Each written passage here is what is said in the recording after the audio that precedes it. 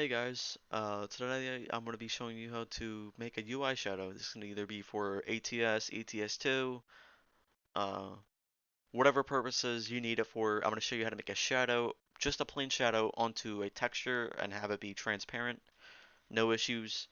All you're going to need for this is Blender and Gimp. Gimp is like a free online Photoshop.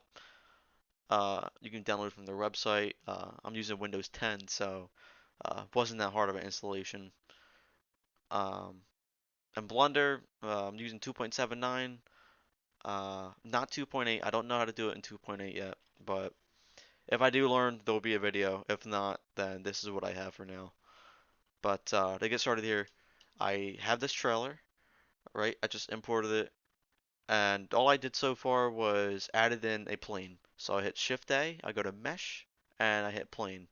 From there, I kind of just scaled it to the length and width of the trailer, of making sure I'm going a little bigger both ways, especially with the width. Uh,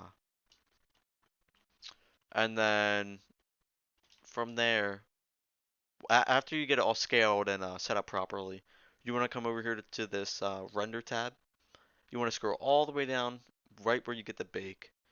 Usually stock it's on full render. You want to switch to the ambient occlusion. Uh, I have normalized and clear on. My margins 3. Select the active is off. Um, you want to come over here to this world tab, scroll all the way down, go to gather, and I have it on ray trace. The distance is 2, fall off is turned off, and my samples are at 20 so far. Uh, Once you have that down, you're basically ready to bake. So you can go click on the plane, go into edit mode. Uh, if you didn't already, go to U, Smart UV, OK. Go to new, or open up the UV image editor down here. Just open a new tab, come down here, UV image editor. Click new. Uh, Put the width and height to 512 by 512.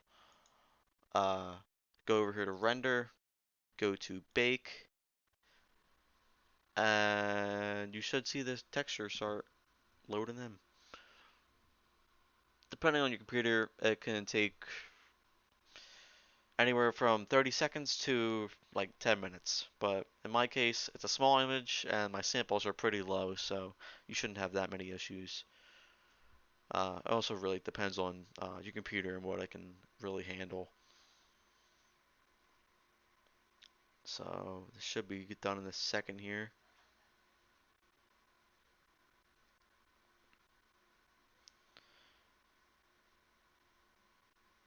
Right.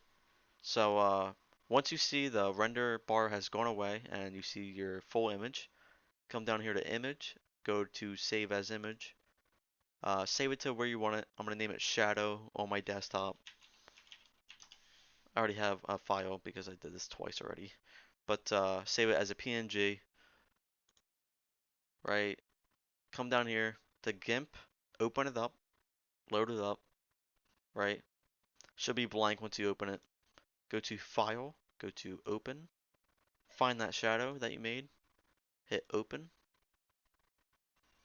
and once it loads in properly, uh, go to Colors, go to Invert, right?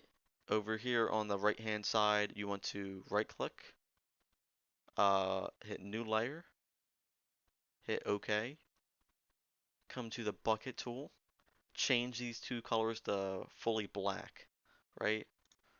Then click. From there, uh, turn off that layer for a second, go back to your shadow, hit Control A and Control C. Now you can turn back on that black layer, click it, right click it, and then go to Add Layer Mask. Go to White Full Opacity, and then hit Add. Then go back down to the shadow, don't click it, just click the eyeball, turn it off. Now hit Control V, and there you go, there's your texture. From here, I would suggest fine tuning it before you go and export it. First, though, I'm gonna right click this and uh, my bad. I can't do anything there. Okay, forget what I said. Go. You can fine tune it now. Go to colors. Go to brightness and contrast, and from here you can fine tune the shadow to whatever you would like it to be. In this case, I'm gonna do negative 45, or else it'll show really, really dark. Go to File, go to Overwrite your PNG, go back to Blender, go back to the plane, go to Material.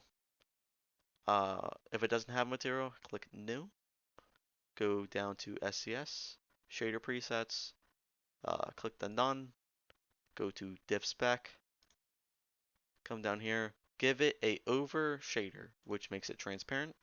Go to Add Vertex Colors to All, come down here to Mapping, click UV Map, open the image. It's on my desktop, it's called Shadow. Select it, bam, there you are.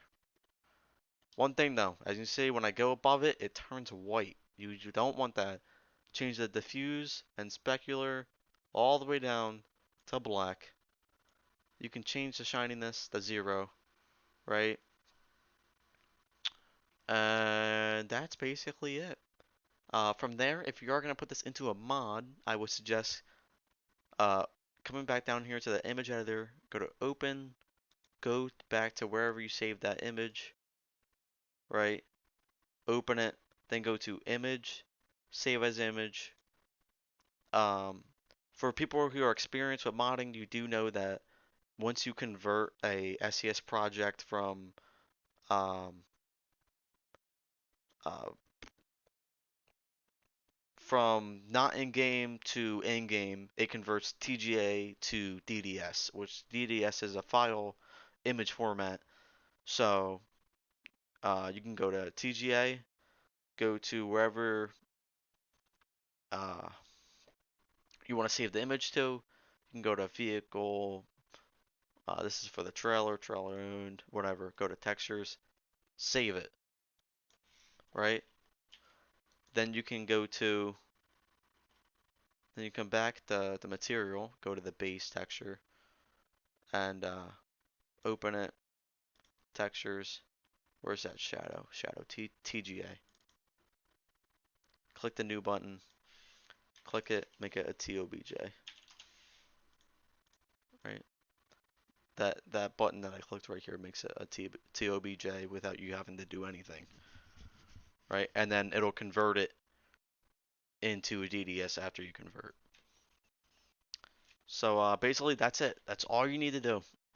From there, you want to hit, uh, you want to make sure your cursor is in the middle. So you want to hit cursor to center, hit Shift A.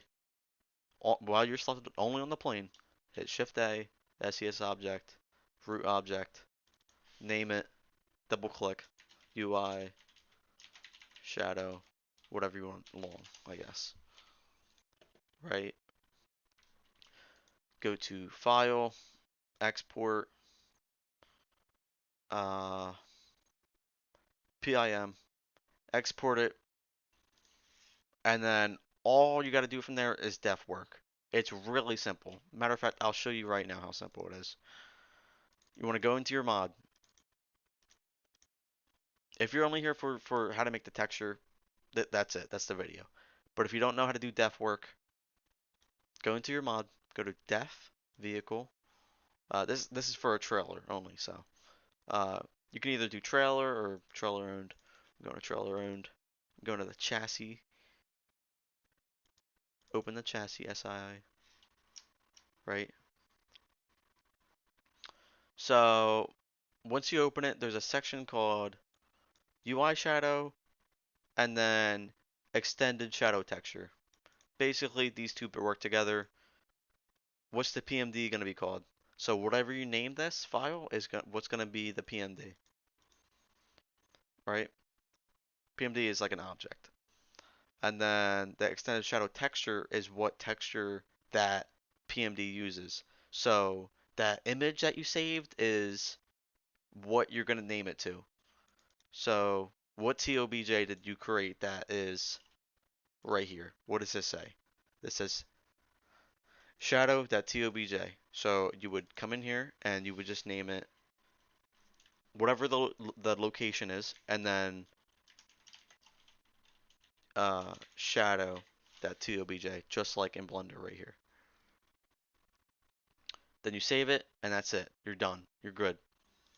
All you gotta do is make sure when you export, you put the files into the mod, and then do def. And other than that, that's it. It's not that hard. Beginners can do it really. Uh, I know not many people are experienced, so if I miss anything or if I went too fast, um, feel free to rewatch or shoot me some questions. I'll try and get back to you, but that's the gist of it. Hopefully that helped. I've been struggling learning that too, so I figured I'd make a video since there's none out there already. So uh, if you enjoyed, give it a thumbs up, share it. Uh, if you have any suggestions, feel free to let me know in the comments. Uh, if you have any requests, anything, let me know. I'll try and get back to you. Thanks for watching.